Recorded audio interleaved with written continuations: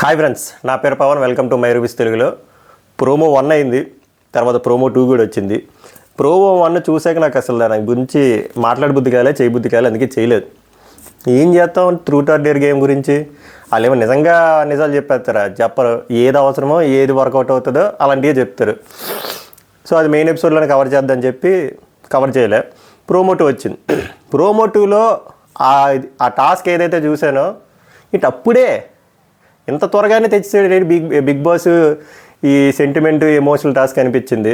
ఇది ఒక 10 వారాలకు 7 వారాలకి తెస్తే ఒక కనెక్ట్ ఉంటుంది కదా. హౌస్ నుంచి మనం ఒక 100 రోజులు కాకపోయినా ఒక 50 రోజులు, ఒక 60 రోజులు దూరం అయితే ఉంటుంది ఆ ఎమోషన్.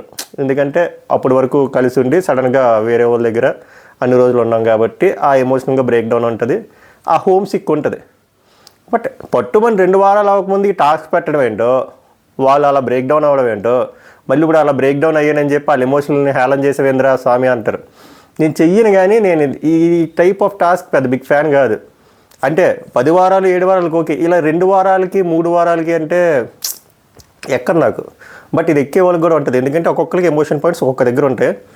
సో నేను ఇంకేం చేయలేను. మరి బిగ్ బాస్ మరి అలా పెడుతున్నారు టాస్క్లు. 2వ వారంకి పెట్టాల్సిన టాస్క్ కాదని నా ఫీలింగ్. మీకేమనిపించిందో చెప్పండి. దయచేసి వీడియో చూసే ముందు లైక్ చేసి చూడండి. నా సైడ్ నుంచి రిక్వెస్ట్, ఎక్కువ మందికి రికమెండేషన్ వెళ్తుంది. Thank you so much. So promo చూసాక దాన్ని బ్రేక్ డౌన్ చేశాక, ఇది ఏమైనా కల్కి మూవీ ఏంద్రా నువ్వు బ్రేక్ డౌన్ చేయడానికంటే ఉన్నాయి, ఇందులో కూడా చాలా పాయింట్లు ఉన్నాయి, మాట్లాడదాం. సో టాస్క్ కాన్సెప్ట్ ఏంటంటే, హౌస్లో 13 మెంబర్స్ ఉన్నారు కాబట్టి 5 మెంబర్స్కే గిఫ్ట్స్ వస్తాయి ఇంటి దగ్గర నుంచి, చాలా వాల్యుబుల్ గిఫ్ట్స్. ఆ గిఫ్ట్కి వాళ్ళకి ఏదో ఒక ఎమోషనల్ కనెక్ట్ ఉంటుంది, ఎమోషనల్ బాండ్ ఉంటుంది. సో అలాంటి గిఫ్ట్స్. బట్ ఇక్కడ టాస్క్ ఏంటి, 5గురికే ఇస్తారు. మీరు కరెక్ట్గా ప్రోమోలో చూస్తే, స్లో మోషన్లో చూడండి, 5 గిఫ్ట్లు లేవు, చాలా ఉన్నాయి. ఆ 2 డాల్స్ ఏదైతే ఉన్నాయో, ఏనుగుది ఇంకోటి నైనికాదిను సీతది, అవి కాకుండా మనోడు వాచ్ ఉంది, అబ్బాయి వాచ్ ఉంది, నిఖిల్ది వాళ్ళ ఫాదర్ షర్ట్ ఉంది, 4 కదా. తర్వాత పృథ్వీది ఒకటి ఉంటుంది చూడండి, ఫోటో ఫ్రేమ్ లాంటిది. అలాగే ఇంకో పెద్ద ఫోటో ఆదిత్య ఓంగారిది ఉంటుంది. అలా ఇంకోటి ఏదో పక్కన చీర లాంటిది కనబడుతుంది నాకు. ఎక్కడ 7 అయిపోయా. సో బేసిక్గా 13 గిఫ్ట్లు అక్కడ పెట్టేస్తారు. వాళ్ళ ఫ్యామిలీ మెంబర్స్ ఏదో ఎమోషనల్ కనెక్ట్ అయ్యేవి పెట్టేసిన తర్వాత హౌస్ కాల్. ఈ 13 వాటిలో ఎవరికి ఎక్కువ కోరుకుంటున్నారు, వాటికి కావాలని, వాళ్ళకి అవసరం ఈ టైంలో అని చెప్పి వాళ్ళు ఏం అనాలిసిస్ చేసుకున్నారో తెలియదు.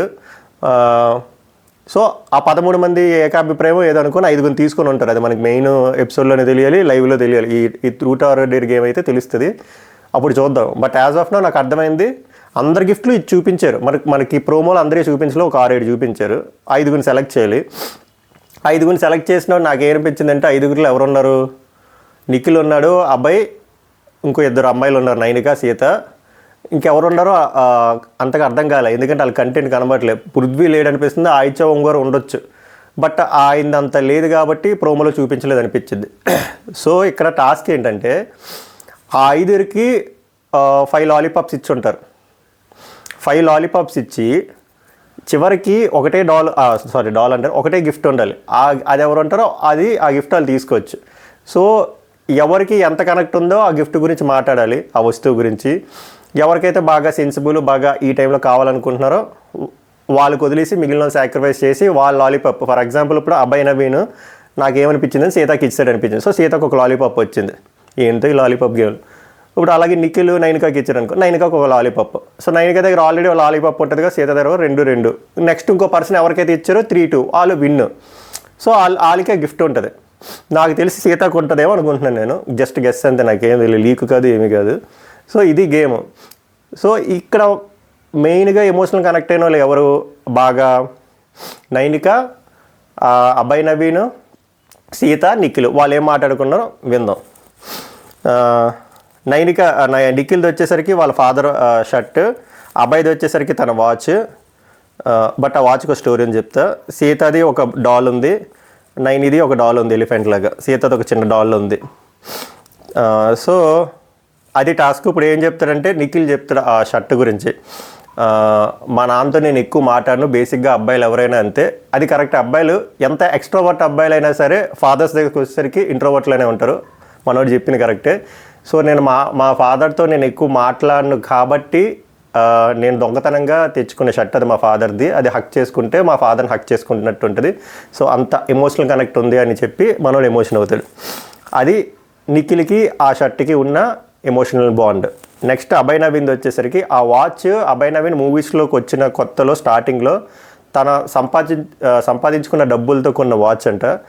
ఎప్పుడైతే అది ఇచ్చాడో అప్పటి నుంచి వాళ్ళ ఫాదర్ డైలీ వేసుకునేవారంట అంటిల్ ఆయన చనిపోయినంత వరకు. చనిపోయారు రీసెంట్గా. సో అది చాలా ఇంపార్టెంట్ నాకు అని చెప్పారు. బాగా అంటే మంచి ఎమోషనల్ బాండ్నే ఉంది ఆ వస్తువుకి తనకి. నెక్స్ట్ వచ్చేసరికి నైనిక అండ్ కిరాక్ సీత ఇద్దరివి కొంచెం బ్రేక్ డౌన్ అంటే బ్రేకప్ స్టోరీస్ లాంటివి అనుకుంటా.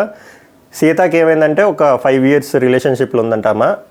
పాపం తర్వాత ఆయన మోసం చేశాడంట అటుపక్క పర్సన్. సో తను చాలా డిప్రెషన్లో ట్రామాలోకి వెళ్ళిపోతే ఒక ఫ్రెండ్ పేరు చెప్పలే, ఒక ఫ్రెండ్ తన వెనక ఉండి మారల్గా సపోర్ట్ ఇచ్చారంటే. సో ఆ గిఫ్ట్ చాలా ఇంపార్టెంట్ నాకు చాలా అని చెప్పి తను చెప్తుంది. సో తనకి ఆ డాల్కి ఉన్న రిలేషన్షిప్ అది. నైనికాకి వచ్చేసరికి సేమ్ అటువంటి స్టోరీయే. ఒక అబ్యూజివ్ రిలేషన్షిప్ అంటే అర్థమై ఉంటుంది కదా మీకు. అబ్బాయి కొంచెం తేడాగాడు, హ్యాండ్ ఇచ్చాడు. ఆమె కూడా చాలా ట్రామాలో ఉన్న తర్వాత ఒక పర్సన్ తను హీల్ చేశాడు, అంటే బయటికి తీసుకొచ్చాడు ఆ డిప్రెషన్ నుంచి. సో అది నాకు చాలా important. Thank you so much, keep loving me అని చెప్పి. సో వీళ్ళిద్దరిది kind of same type of stories. ఒక రిలేషన్షిప్ నుంచి హట్ అయ్యి బయటకు వచ్చిన తర్వాత ఒకరు ఫ్రెండ్గానో ఆర్ మోర్ దెన్ ఏ ఫ్రెండ్గానో ఉండి ఆ వస్తువుల ద్వారా కనెక్ట్ అయి ఉన్నారు. సో ఆబ్వియస్గా ఎక్కువ ఎమోషన్ వాళ్ళిద్దరికీ పలుకుతుంది. మామూలుగా మనం ఎమోషనల్ మీటర్తో చూస్తే వాళ్ళిద్దరికీ ఎక్కువ పలుకుతుంది. సో వీళ్ళిద్దరికీ తప్పదు, ఇంకా వీళ్ళిద్దరిది కూడా బాగున్నాయి కానీ ఇంకా తప్పక వాళ్ళిద్దరు ఇచ్చేసారు, అర్థమైపోతుంది. ఇచ్చేసినప్పుడు వాళ్ళు చాలా ఎమోషనల్ అవుతాడు, చూస్తే మీకు అర్థమైపోతుంది. నిఖిల్ ఏడుస్తాడు, నిఖిల్ని సోనియా ఆకుల గారు కన్సోల్ చేస్తారు. ఆమె కూడా ఎందుకో ఎమోషనల్గా బ్రేక్ డౌన్ అయ్యారు. ఆమె హౌస్ మెంబర్స్ ఎవరు గుర్తొచ్చి ఉంటారు. ఇదంటే ఎమోషనల్ టాస్క్, ఇంకా అందరూ ఎమోషనల్ అవుతారు, ఇంకేం చేయలేం. ఇంక 2వ వారమైనా 10వ వారమైనా అందరిని అలాగే ఉండాలని లేదు కదా. సో అవుతారు.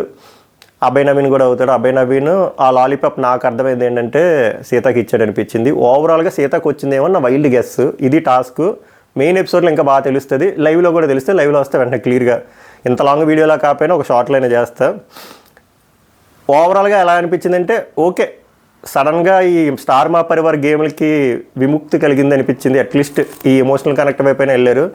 అట్లీస్ట్ ఇదైనా ఓకే అనిపించింది. ఈ అద్భుతమైన పిజ్జా గేమ్లు, ఆ లెమన్ గేమ్లు, ఏంది పల్పీ గేమ్లు, వాటి మీద పోలిస్తే బెటర్ అనిపించింది. మీకేమనిపించిందో చెప్పండి. మీకు ఎవరిది వస్తువు బాగా ఎమోషనల్గా కనెక్ట్ అయ్యారో అనిపించిందో కామెంట్ చేసి చెప్పండి. నాకు బాగా కనెక్ట్ అయింది ఏంది అంటే ఇప్పుడు అందరికీ నచ్చేటట్టు నాకు నచ్చాలని లేదు కదా. నాకు అభయ్ నవీన్ బాగా కనెక్ట్ అయినట్టు అనిపించింది. ఎందుకంటే వీళ్ళందరికీ వాళ్ళు కోరుకునే మనుషులు ఏదోటి బతికే ఉన్నారు భూమి మీద. ఇప్పుడు అభయ్ నవీన్ వచ్చేసరికి ఆ పర్సనే లేడు. ఆ పర్సన్ కోసమే ఆయన సంపాదించిన ఫస్ట్ ఇన్కమ్తో ఇచ్చింది ఆ వస్తువు వేసుకున్న పర్సన్ ఇప్పుడు భూమి మీద లేనప్పుడు అది ఇంకా పెయిన్ఫుల్.